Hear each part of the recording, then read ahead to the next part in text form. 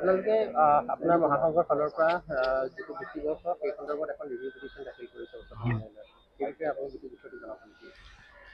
আমি অসম সন্মিলিত মহাসংঘই কালি মহামান্য উচ্চতম ন্যায়ালয়ত ৭১ ভিত্তিবছৰ ৰায়দান কৰি ৫জনীয়া সাংবিধানিক বিচাৰপীঠে যিটো ৰায় দিছিল সেইটো আমি প্ৰত্যাহ্বান জনাই আমি কালি এখন ৰিভিউ পিটিশ্যন আমি দাখিল কৰিছোঁ। কাৰণ এইটো অত্যন্ত দুৰ্ভাগ্যজনক কথা যে দুজনীয়া বিচাৰপীঠে যেতিয়া আমাৰ গোচৰটো সাংবিধানিক বিচাৰপীঠলৈ পঠাইছিল তাত ১৩টা গুৰুত্বপূৰ্ণ প্ৰশ্ন উত্থাপন কৰিছিল। সেই ১৩টা গুৰুত্বপূৰ্ণ প্ৰশ্ন মানে এই সাংবিধানিক বিচাৰপীঠে চুইয়ে নগ'ল, সম্পূৰ্ণৰূপে সেইকেইটা এৰি থৈ গ'ল।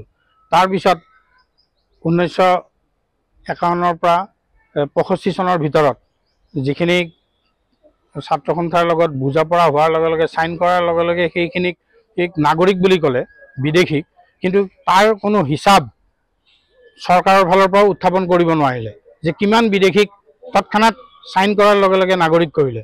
গতিকে এইটো এটা মানে অদ্ভুত এটা সিদ্ধান্ত। তাৰপিছত আকৌ 65ৰ পৰা 71লৈকে বিদেশীবোৰক 10 বছৰৰ কাৰণে ভোটাৰ তালিকাৰ পৰা নাম বাতিল কৰাৰ ক্ষেত্ৰত ব্যৱস্থা আছিল যে তেওঁলোকে নিজৰ বিদেশী হিচাপে নামবোৰ ৰেজিষ্টাৰ কৰিব লাগিব গোটেই অসমত থকা বিভিন্ন ডিষ্ট্ৰিক্টত। কিন্তু সেই ডিষ্ট্ৰিক্টবিলাকতো ৰেজিষ্টাৰ হ'ল নে নাই বা কিমানৰ হৈছে বা নাই হোৱা তাৰো কোনো তথ্য সুপ্ৰিম কোৰ্টত কেন্দ্ৰীয় চৰকাৰ বা ৰাজ্য চৰকাৰেও উত্থাপন কৰিব নোৱাৰিলে, বৰঞ্চ বিদেশী তথ্য নাই বুলিহে এটা অবান্তৰ কথা ক'লে।